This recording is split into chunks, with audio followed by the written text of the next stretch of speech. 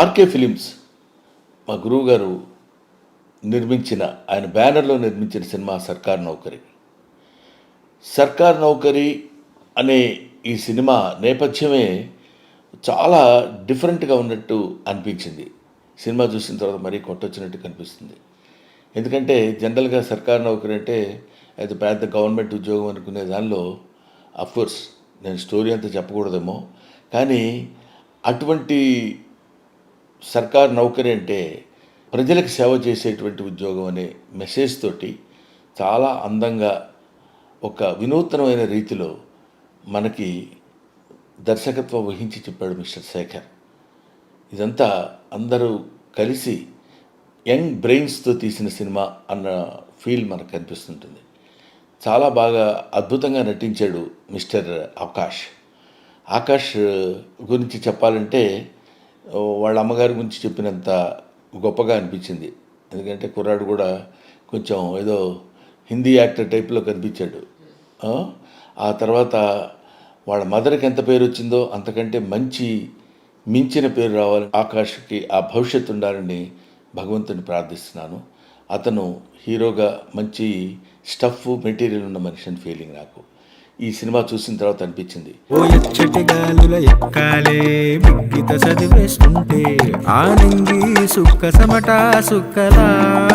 ఆ తర్వాత భావన అమ్మాయి చాలా ప్లెజెంట్గా, అంటే బహుశా నేను విడిగా చూసినప్పుడు ఇంకా ప్లెజెంట్గా ఉంది.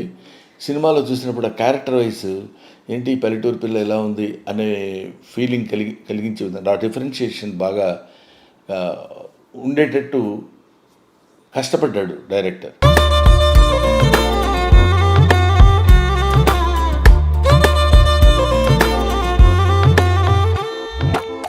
So these main pillars of this film is Raghavendra Rao గారు, శేఖర్, ఆకాష్ అండ్ భావన.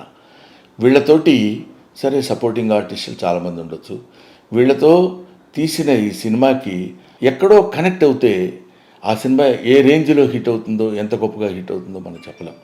అందువల్ల అలాంటి దీనిలో హిట్ అవడానికి ఉండేటువంటి అంశాలు ఈ సినిమాలో ఉన్నాయన్న భావన నాకు కలిగింది.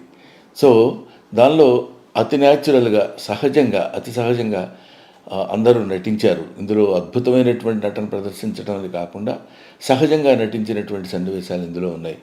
మనతో పాటు మనం ఈ సినిమాతో పాటు నడుస్తున్నట్టు, సినిమాతో పాటు మనం కలిసి తిరుగుతున్నట్టు ఉంటుంది తప్ప థియేటర్లో కూర్చొని మనం సినిమా చూస్తున్న ఫీలింగ్ లేకుండా ఒక అద్భుతమైన రీతిలో దర్శకత్వం వహించిన Mr Shekhar, I wish him all the best.